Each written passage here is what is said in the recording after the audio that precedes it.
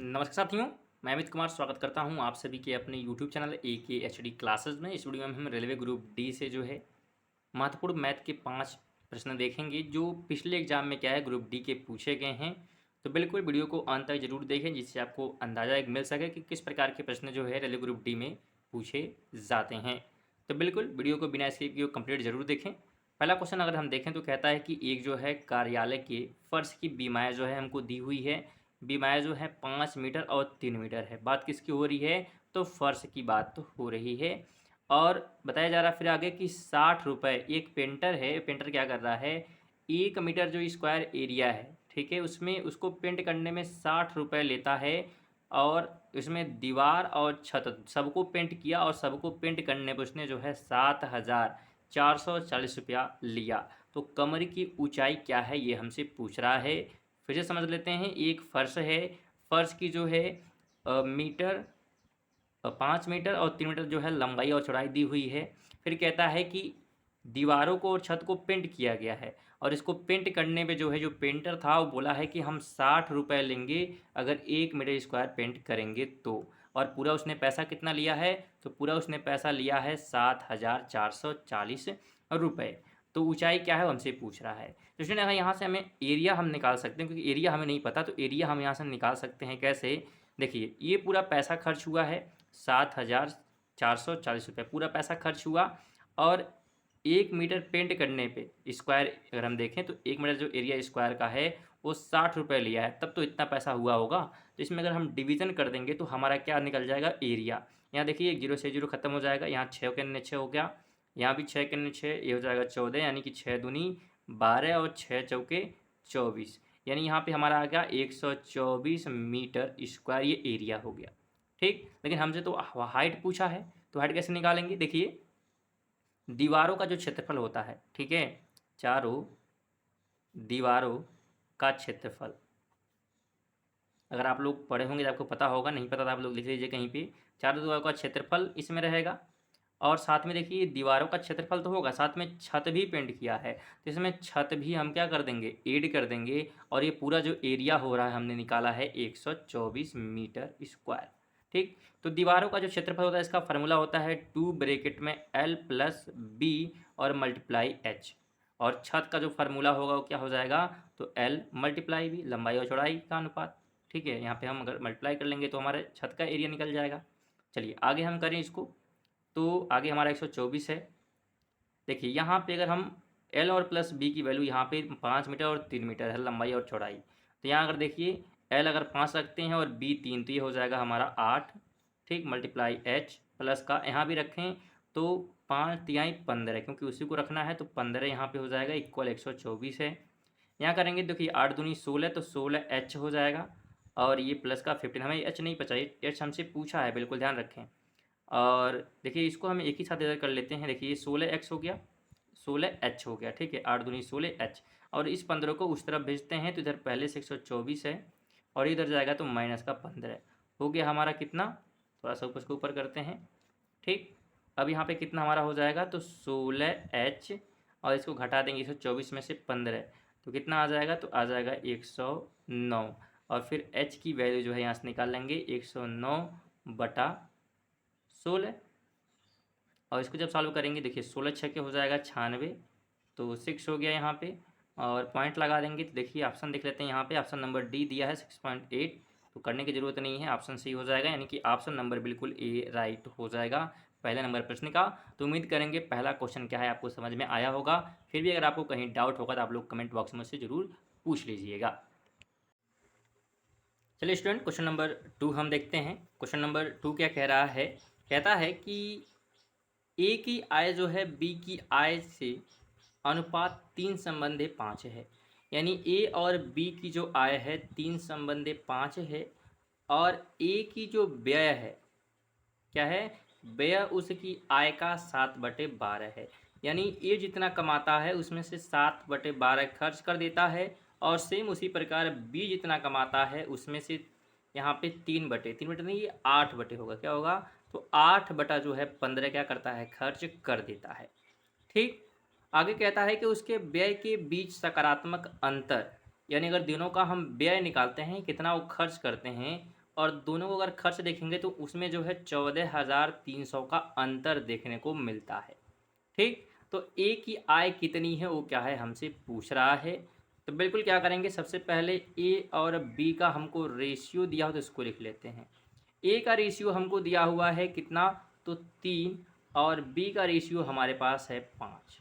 ठीक, आगे कहता है कि ये आय हो गई और आय में से 7/12 ए खर्च कर रहा है और 8/15 बी खर्च कर रहा है। तो अगर इसको हम इसी प्रकार लेके चले तो डेसिमल में आ जाएगा और थोड़ा सा जो है कैलकुलेशन डिफिकल्ट हो जाएगा।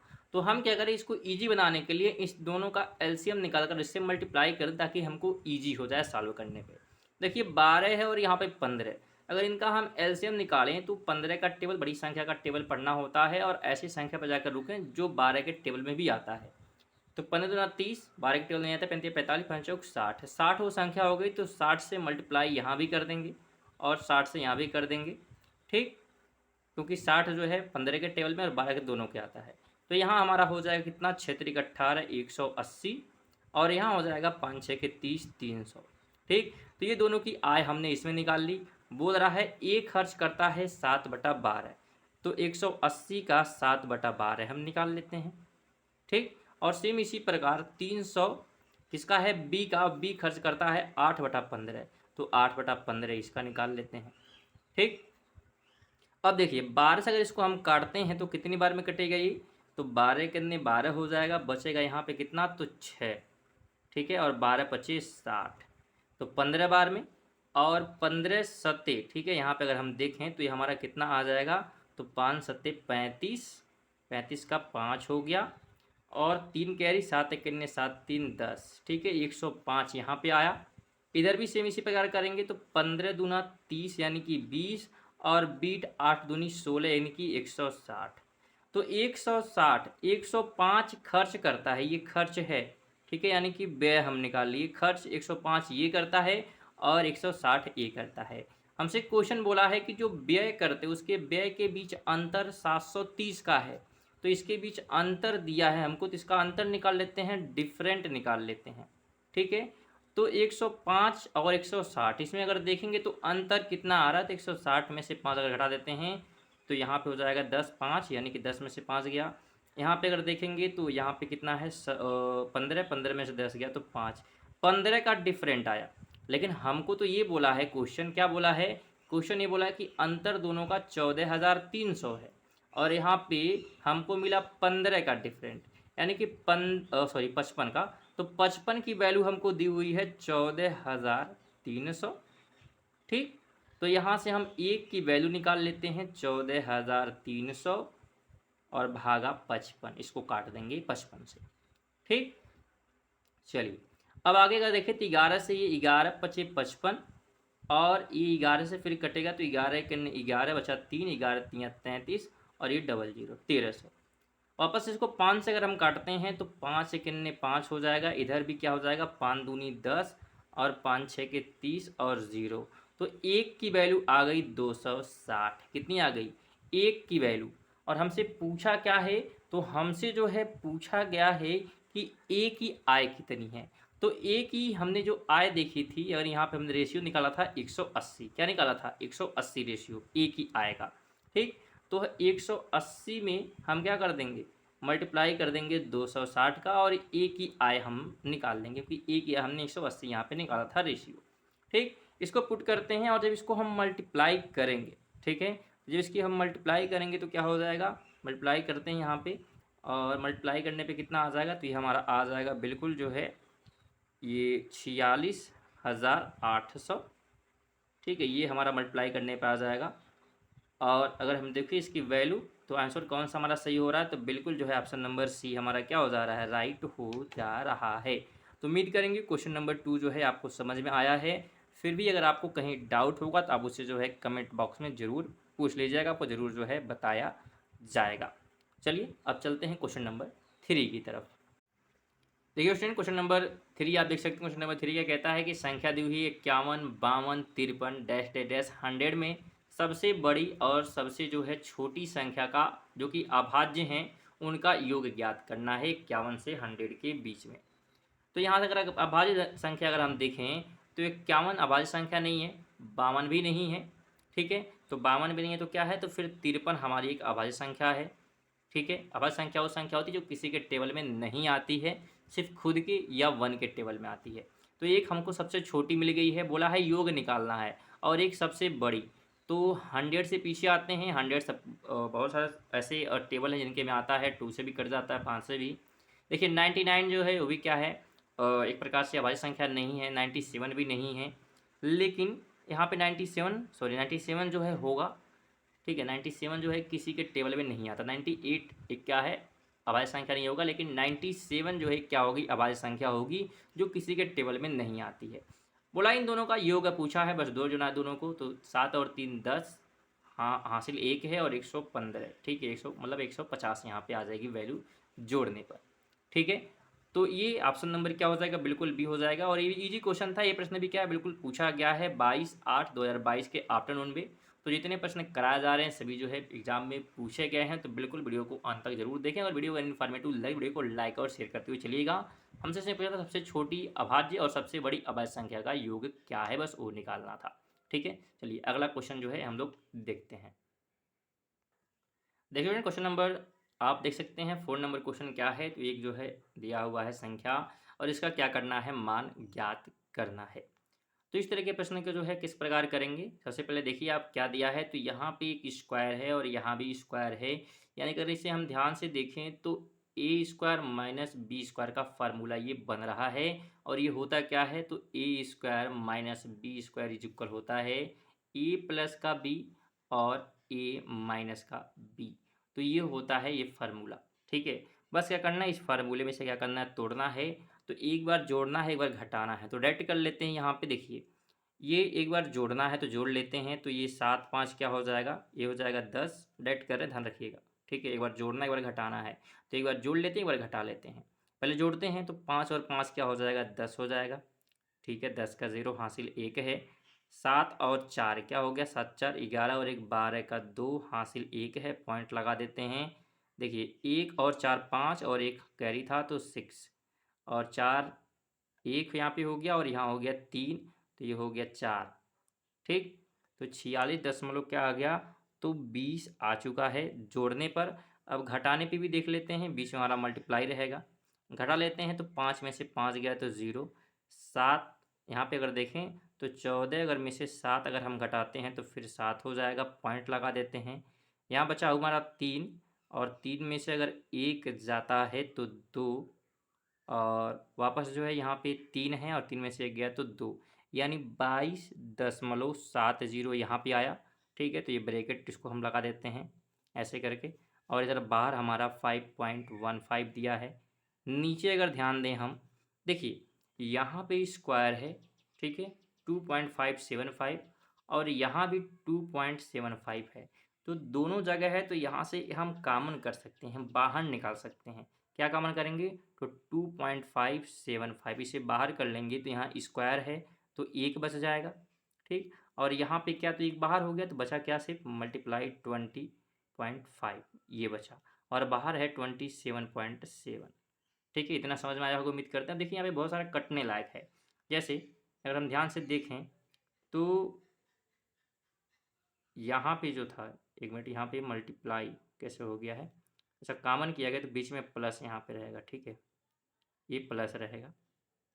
चलिए यहाँ अगर देखें हम ध्यान से, तो ये जो संख्या है, ठीक है, और चलिए एक बार इसको जोड़ के देख लेते हैं, ठीक है, उसके बाद फिर काटते हैं।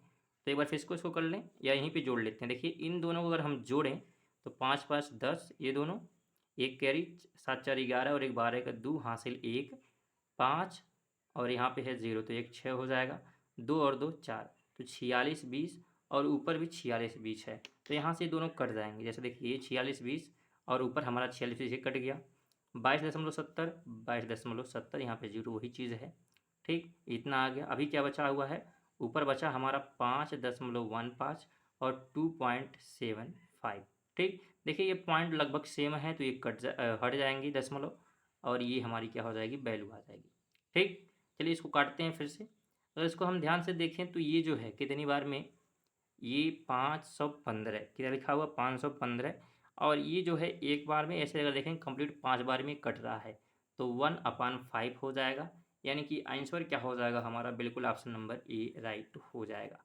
ठीक है, ये पूरा पूरा कट रहा था 5 बार में। तो उम्मीद करेंगे क्वेश्चन नंबर 4 भी आपको समझ में आया होगा। फिर अगर आपको कोई डाउट है तो आप लोग ज़रूर पूछ लीजिएगा।